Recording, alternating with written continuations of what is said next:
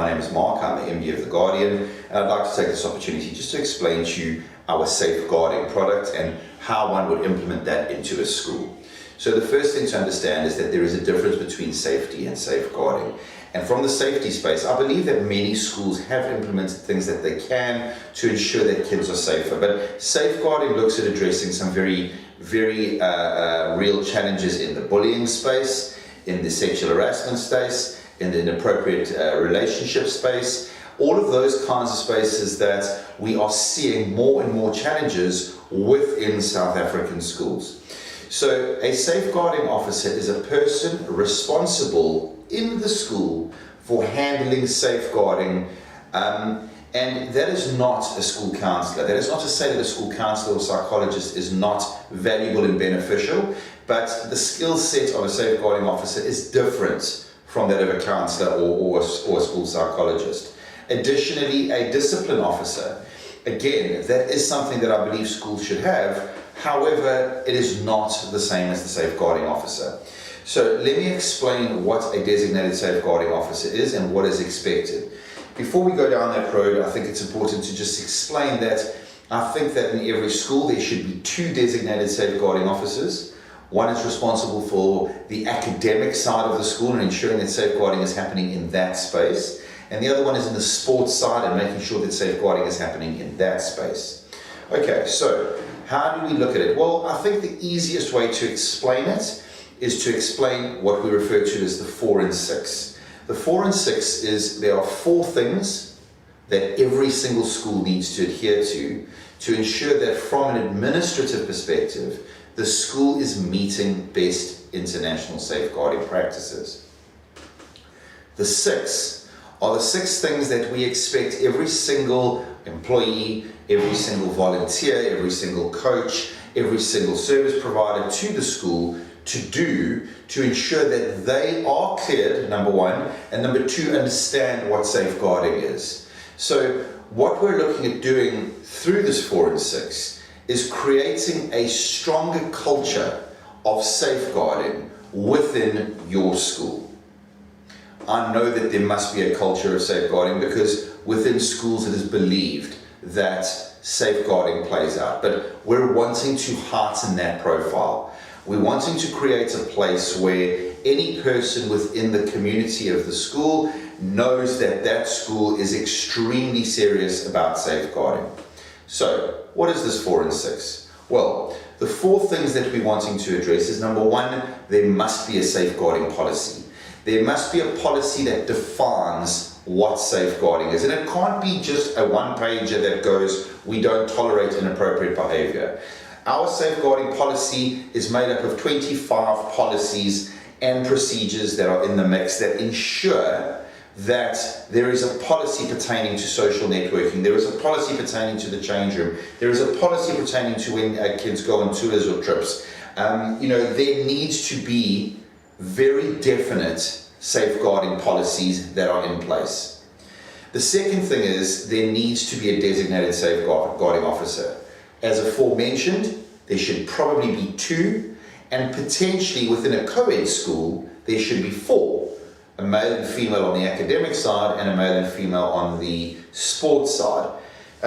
Certain schools will look at having 3 or more than 2, but certainly at a minimum I do believe that schools should have 2. And that person is the policeman. I think the easiest way to explain it is that every school will have HR policies and quite probably have someone responsible for HR. Well, this is a safeguarding policy and this is the person's responsible for ensuring the elements of the policy are being enacted and adhered to.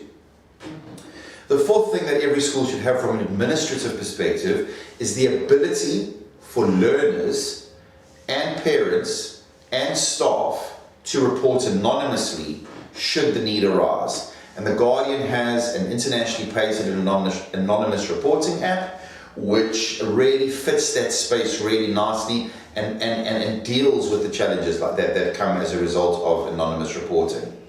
And then the 4th thing is communication.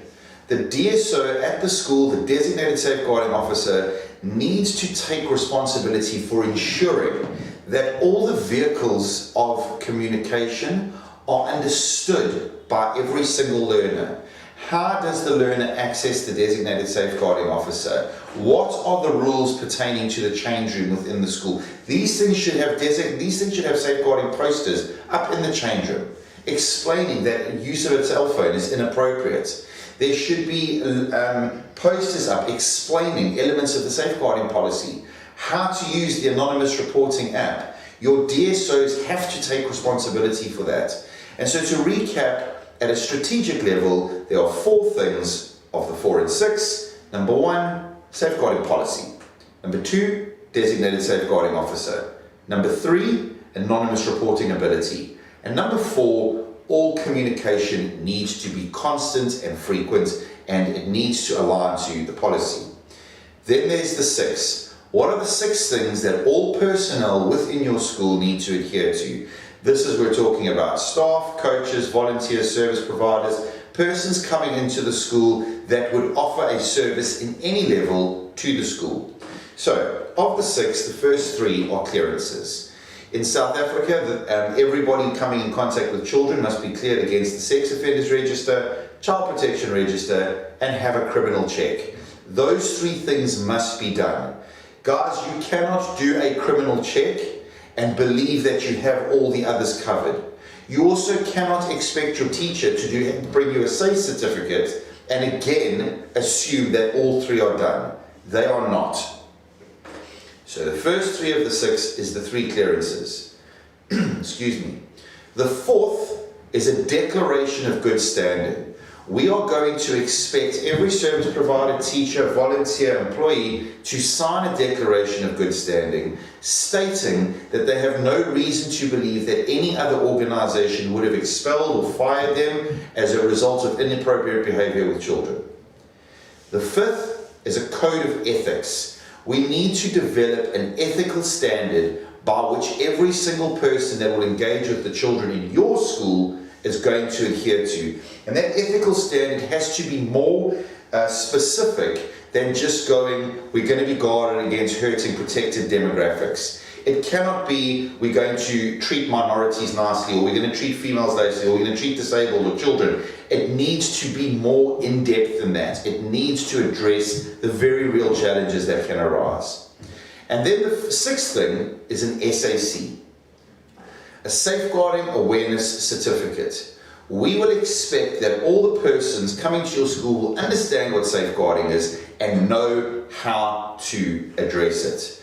There is a basic online Safeguarding Awareness Certificate that is available from the Guardian. They would go through the literature so they can understand safeguarding, and they would then write a multiple choice exam which says that they have read and understood the literature. Once we have the 4 and 6 in place, we have then created an environment where safeguarding is becoming a living culture within your school.